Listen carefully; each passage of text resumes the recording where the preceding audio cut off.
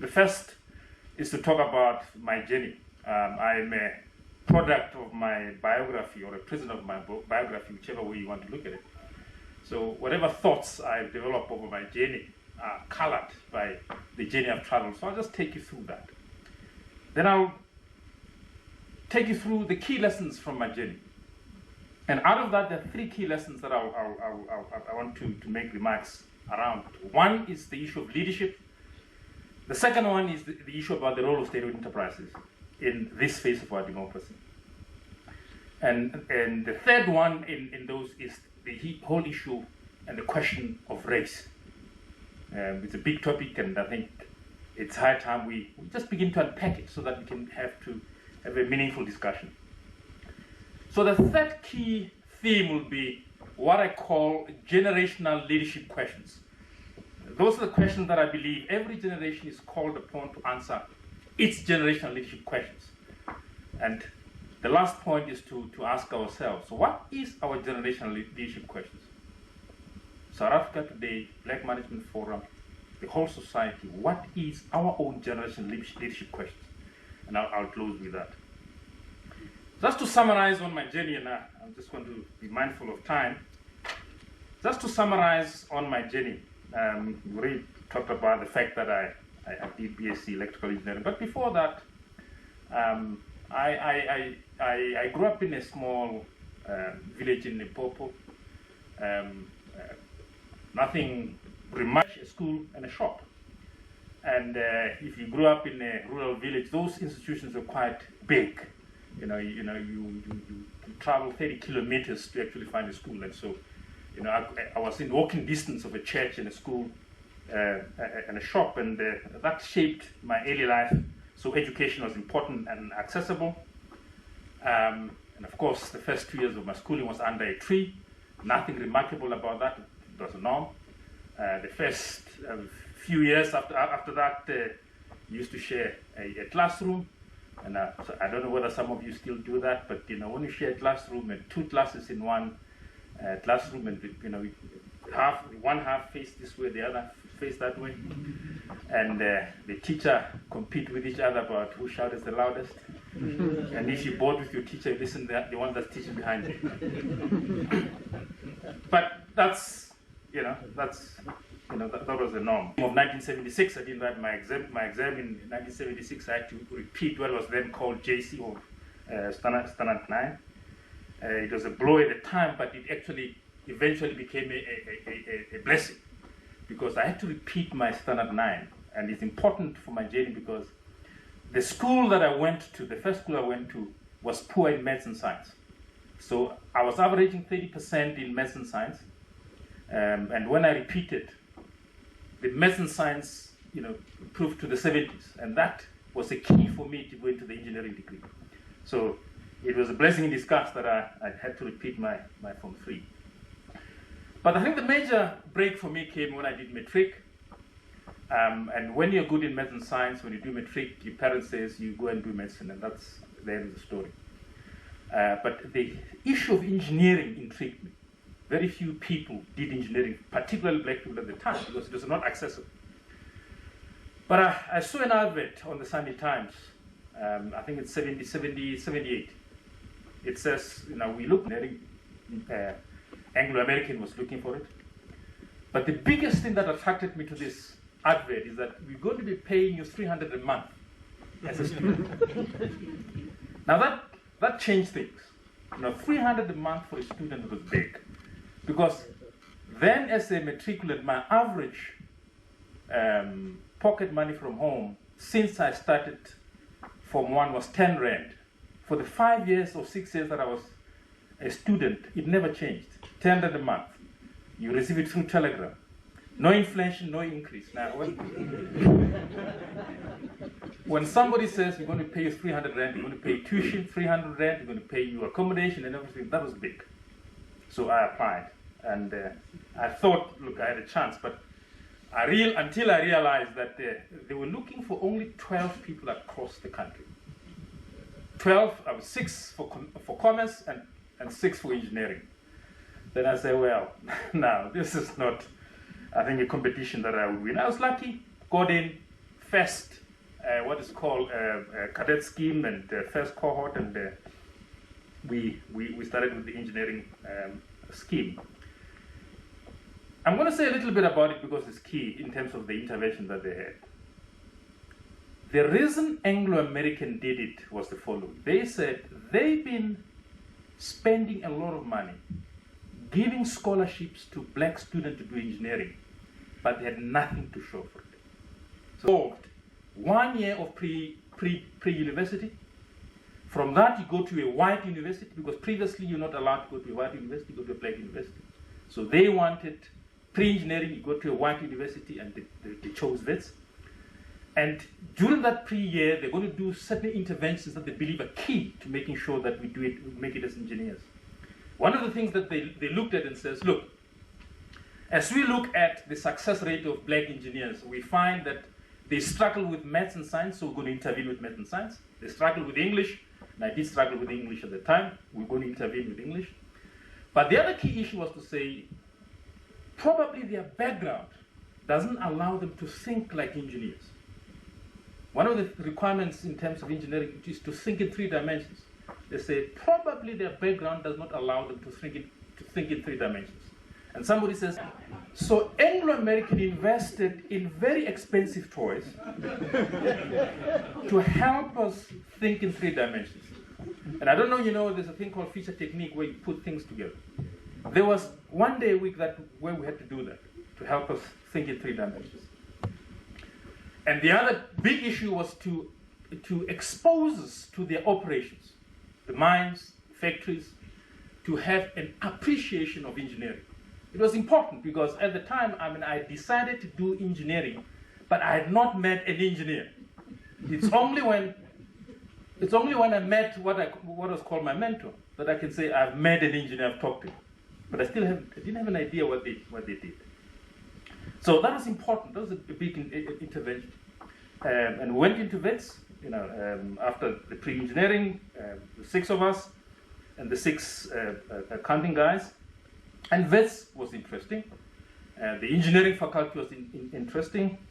And it took me 5 years to graduate. And I had more fun than I was supposed to. And one of our engineering lecturers used to say to engineering students, the engineering students are not here for the fun of it. The art students are here for the fun of it. So I didn't follow his example. So I had a bit of fun. After that, I had to do some stint at the Anglo mines. And I think the biggest blow in terms of the Anglo mines was this. At Anglo head office, you had this air of sophistication, air of transformation.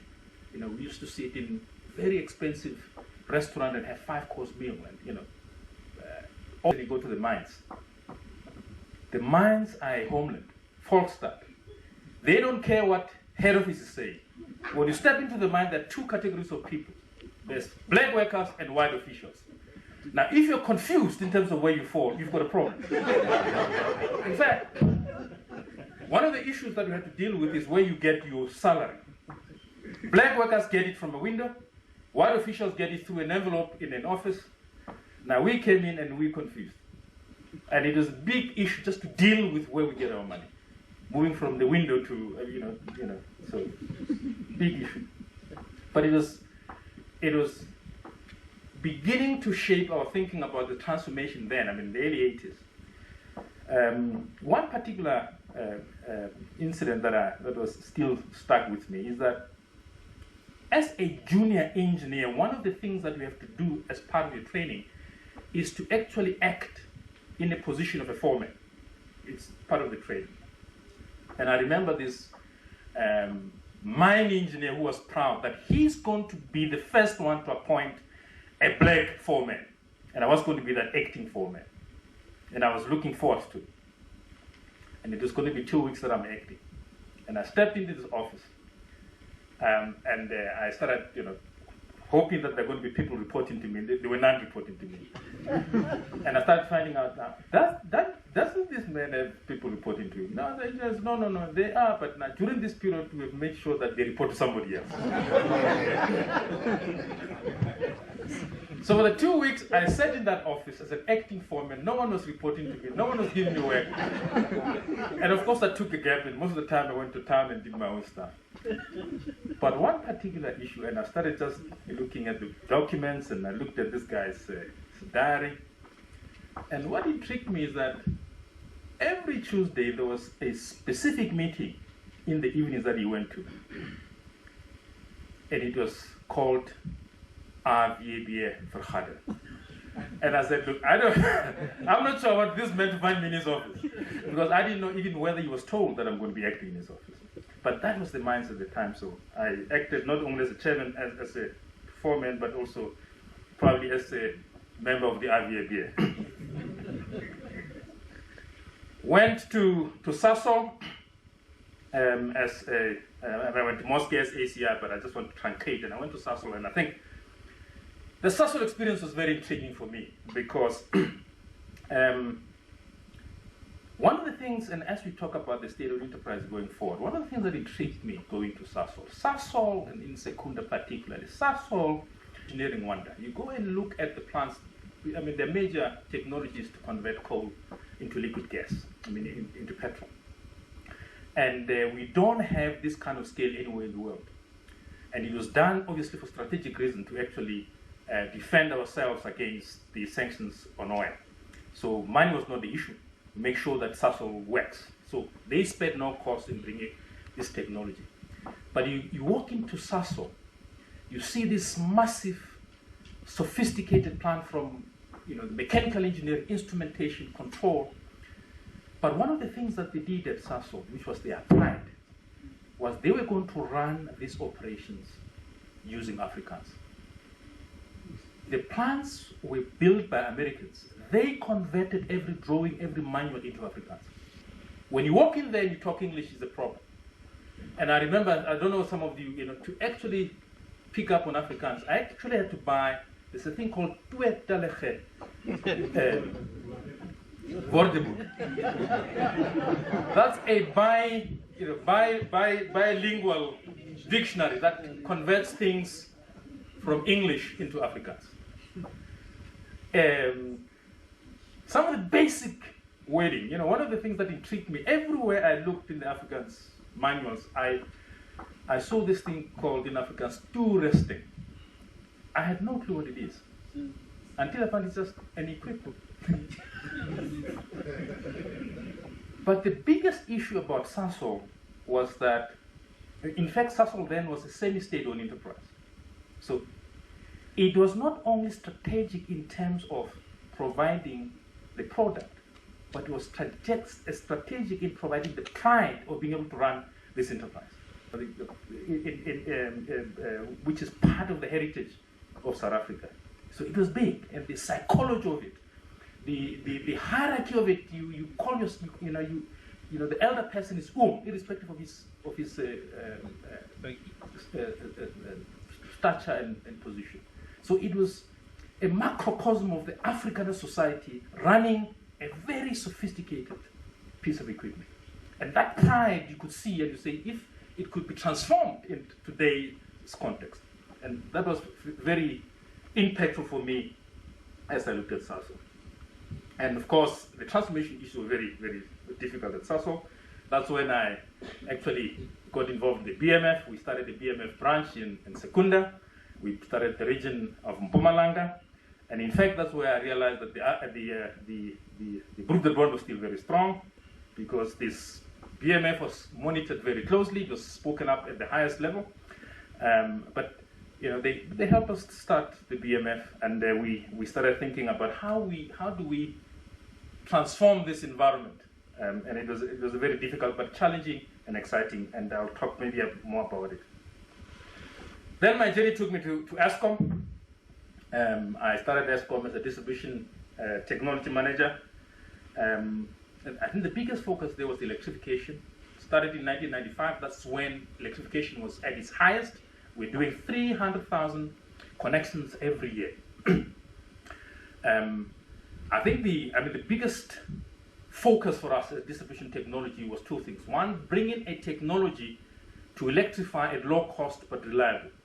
Because before then, we used to electrify as if electrifying center. You go to a rural area, they only want a light, and you have a certain household gas. It's just not appropriate. So we actually should say, how do we bring the appropriate technology to roll out this service in a mass way, a cost-effective way, in the rural areas? So we looked at the technologies, the metering, prepaid, etc. So that was exciting. So I think it was also where you begin to see your engineering background begin to make an intervention into something that people appreciated. And that was the focus, and I got into the managing director of distribution. One of the things I had to deal with there was the issue of managing debt in Soweto, which is still unresolved, a very big issue. Then I got into transmission, and very few months into transmission, I had to solve the Western Cape bolt issue.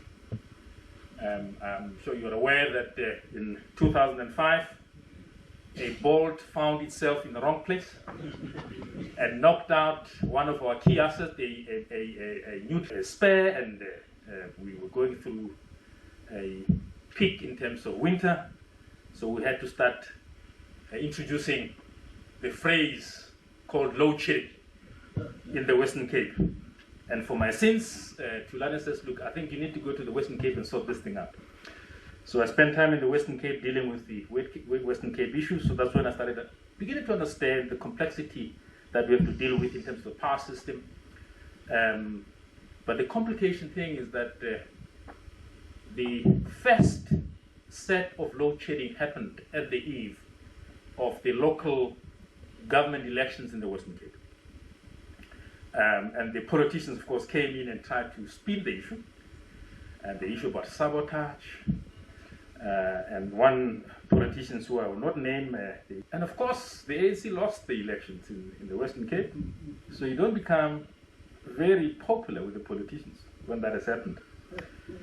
So, but it was an issue, and it was something to gain from. Then in February, for whatever reason, I was asked to become the CEO of Eskom from 1st May. And 1st May was my first day in office. In fact, my first day in office was the 2nd of May because the 1st May was a Sunday. And I decided to go play golf on the 1st of May. And as I drove to the golf course, I hear in the radio 702 that, Bedford View is without power. And my first reaction, in fact, you see, there's always a confusion in terms of who's the distributor in a particular jurisdiction. Half of the country is supplied by municipalities, and half is supplied by us. So my first reaction, there goes the municipalities, they've messed up again. So I let it go. So when I came back after the golf and I looked at my SMSs, and the guys are telling, hey, it's us. Now, the 2nd of May was my first day in office as chief executive. I've been thinking about this day for about a few months, what I'm going to do, how I'm going to feel. So I walk into my office. Now here come Bedford View. So for the whole week, I had to deal with the press about Bedford View. And of course, probably, as in my culture, if the first thing that happened, or if something happens during your wedding day, it might reflect on how your marriage is going to pan out.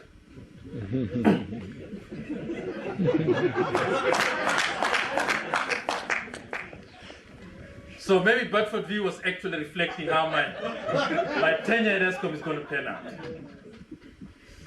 So I thought Bedford View is a small thing. We solved it from about July. In fact, we had a good winter. In fact, from about August, towards the end of August. That's when, August 2007, that's when load shedding was now rocking. And of course, we had to be in the forefront dealing with this issue.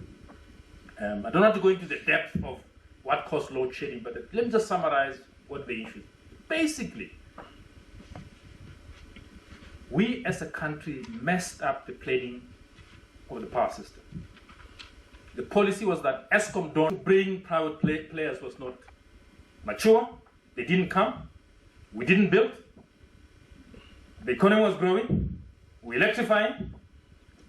And at some point, we had to meet the crunch. I just happened to be the guy who had to deal with the crunch.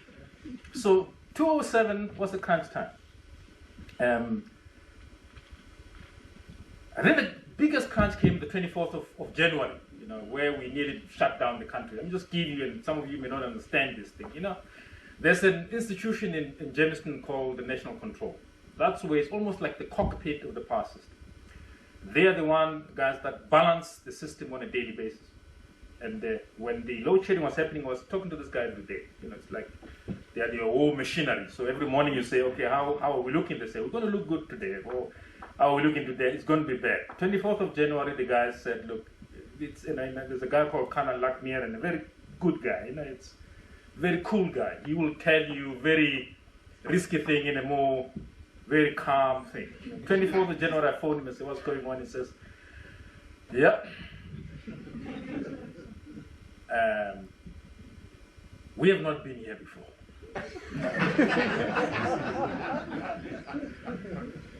On average, we've been short 3,000 megawatts. Today, we're going to be short 7,000 megawatts. So I say, what's the prognosis? I say, well, we're going to do the biggest load shedding we've never done in the history of this country. Okay. So what is the risk? Well, if we don't arrest the grid in time, we can actually go through a full blackout. Now, when we have load shedding, we think it's a blackout. That's not a blackout. It's just that is when the whole system runs away from you and it crashes. The whole country becomes black. It's a blackout. And you ask the guys, what is the prognosis after a blackout? What's the prognosis of bringing up the system again? And Kanan said, well, we don't have an experience of this. But we estimate it may take us 3 weeks to bring the system up. Why? Well, see, if you're in Europe and you have a blackout, you've got other countries to support you. You see, when you've got a blackout, it's almost like starting a car with a push. In the olden days, you used to crank cars up with a starter. So when you actually start a system that is blacked out, it's called a black start. You have to have something that can crank it up. Now, to crank a 40,000 megawatt system, you need something strong. Our neighbors are not strong. In Europe, they've got strong neighbors that can help them out. When they had the New York blackout, Canada and other countries can help them. We don't have that. So when this guy says it's 3 weeks, it's an estimate. It could be worse. And the damage could be worse. So about 11 o'clock on the 24th of January, we had to make choices. And the only choice we did have to make was to say, we declare an emergency. We tell mines, particularly mines, to say, don't send anybody underground. If you've got anybody underground, take him out. So when you tell a mine that you cannot guarantee supply, the first thing that they do is to shut down operations underground for safety reasons. So we had to do that, and so that we can stabilize the system. And of course, we upset the miners, and they phoned the president. On the Saturday, I got a call to go to Pretoria on short notice, and we went to a room at DME, and we had to explain that this could have done, but it was a very, very difficult time. But I think the long and short of the challenges that we had at Eskom was this, that despite the challenges, and in fact, as part of dealing with the challenges, we had to step back and say, what does this tell us? What are the things that we really need to learn? How do we make sure that this crisis presents us with the opportunity to think this thing through? And this is where we started with looking at a bigger role for Eskom. To say, in fact, up until then, we were seeing Eskom as a technical organization with technical solutions, run by engineers, good engineers, but the context was missed. And we actually started, and we introduced the phrase as the executive, reframing the context for Eskom. That is, how do we then reframe a context that is not only about power, but it's bigger. And the reason for that was this. When you talk to people in politics, regulator, and you go to them on the basis of, we are a problem, Eskom, can you help us? When you go to a person and say, I've got a problem, help me, the chances are they will step back before they help you. And in fact, I use a phrase, or I use an analogy. It's like a poor cousin. And I mean, all of us do have poor cousins. And I'm sure some of you have received a call from a cousin who says, look, my children have been chased out of school because of school fees. And I think you can help. All right? Now, the conversation, you're going to feel bad. If you help, you're also going to feel bad. Now, why did this situation come to this point? So it's almost like a poor cousin blackmail. But there's a different way of actually crafting a proposition where you approach people on the proposition that their investment in you helps them. And this is how we have to craft the role of Eskom, to say, actually, all we need leadership. Because the absence of leadership in a situation where we've got lots of information is actually dangerous. I'm going to give you one example, and I had to study this example because it impacted on me. When you are studying a big build program, you have to borrow a lot of money, and the financial markets crash on you. It's a big problem. In 2008, we wanted to go and raise funds for our build program. And as we went out of the door, the alarm bells of Wall Street rang that the world is running out of money. And when we went to Washington in October 2008 to an IMF conference hoping to meet bankers to tell them our story, the bankers were worried about their jobs. First time I went to go see bankers that were humble, because bankers normally when they come to you say, okay, what do you want? You come from a third world country, can you tell us your story? But this time around, bankers were, as they talk, they were watching the share price. And the financial sector was being decimated in 2008 October. But we had to begin to say, now, what does this mean to us and what lessons can we learn? And one of the things that I had to do just for my own education is to study this financial system. What happened? Why did this thing crash? The Americans are the gods of the financial sector. Why did they mess it up? Okay. If you don't agree with this, don't say it. But this is my simplified engineer's mind of what actually happened. I read an article called The Monster That Ate Wall Street. This guy was attempting to simplify what actually happened.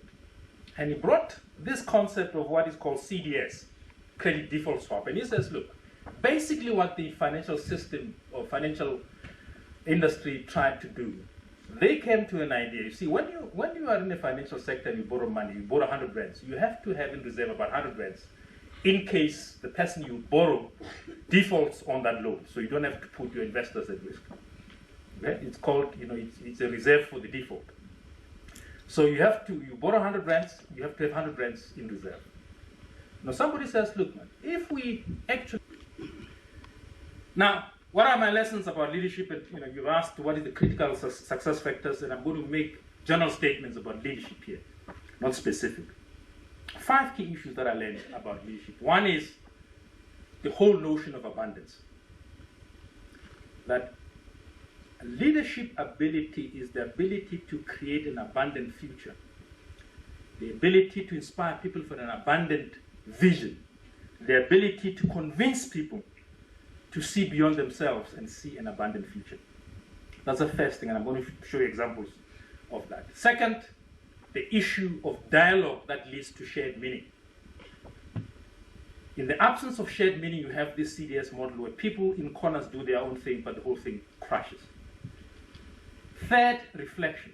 The ability to step back and look at things and get the information from people, but step back as a leader and reflect on your role. 4, integration. The ability to put all the pieces together as you craft this abundant future. Last, founded on principles and fundamentals. Most of you principles either at a personal level or at an industry level that they operate from. The second category of leadership issues is what I call leadership gifts. Two categories of leadership gifts. The gifts that come in attractive packages. When you get promoted, when you get married, when something good happens, it's a gift in attractive package. There's another category of gifts. They come wrapped in ugly packages. When you get fired, when something wrong really happens, when you crash the country in terms of darkness, my assessment of leadership gifts is that I have learned more from the ugly packages than from the good packages. The ability to step back and when something happens, to be the student of your own experiences as opposed to the victim of your own experiences.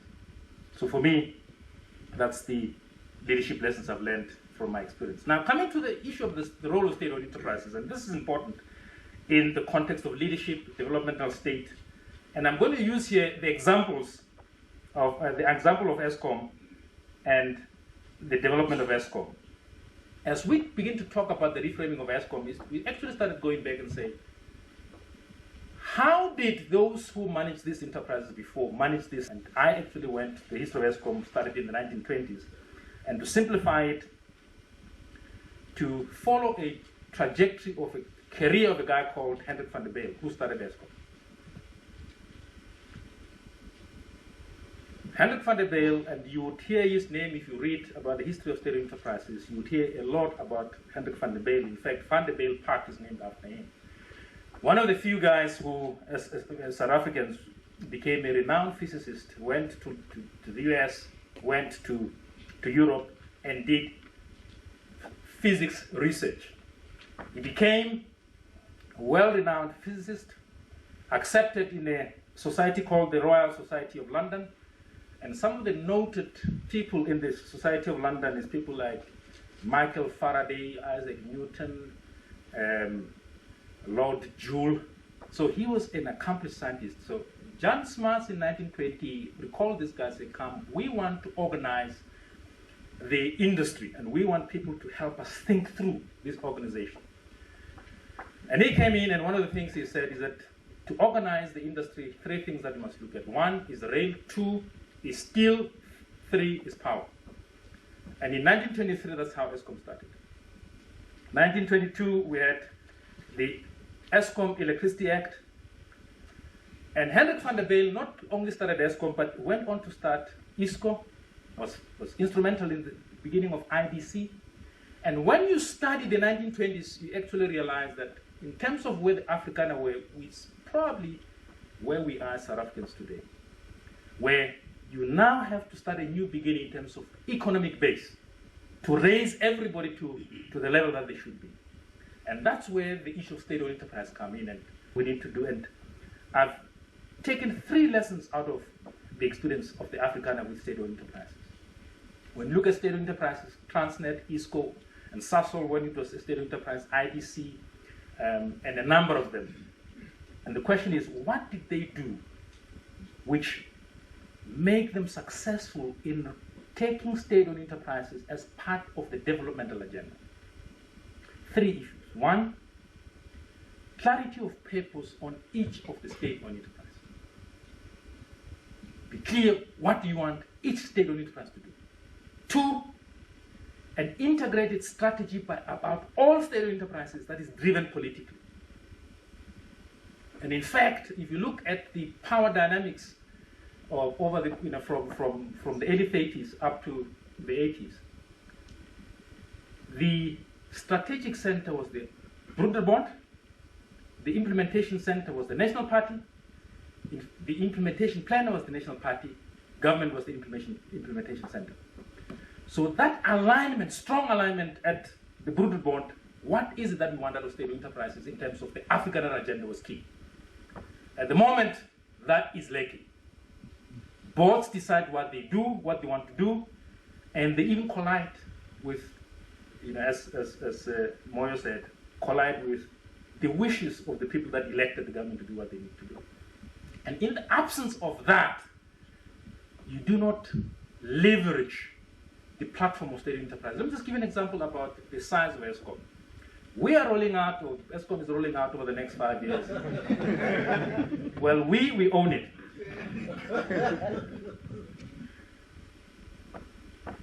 Five years to 25 years, from 400 billion in terms of capital expansion program. Very few, in fact, non-big corporates are running that kind of capital expansion program. Now, if you want to say, I want to transform the economy, and you are not able, as a state, to use $1.5 trillion program to intervene, you cannot go and tell those that you don't even own to intervene in the something that when we talk about, either we cringe or we talk in soft tones. But I think it's time we actually begin to talk about it in a more responsible way and deal with this thing in open. I'm going to give my view about race. The first thing that I'm going to say is talk about the science of race. And to say, all of my research has, and I've come to the point that race has no scientific basis. There is no science that confirms race as a fact. Race is a social construct. Why do I say this? You see, now coming to the evolution of race. I believe that race, the concept of race, evolves around the need to construct a human hierarchy. Right? There's only one, scientifically, there's only one species of Homo sapiens. Homo sapiens. There isn't any subspecies in that category. But the need to create a human hierarchy gives a false impression that there is a hierarchy which can be verified scientifically. And that hierarchy in simplified form is, you've got people of lighter pigmentation at the top and of darker pigmentation, black at the bottom. Now, when you have constructed that hierarchy, then it makes sense then to say, we have a political system that enforces that. Okay? That's why this political system actually evolved to actually say, this is superior, this is inferior, therefore the rights must follow that hierarchy. But today we know that the human beings have no substance.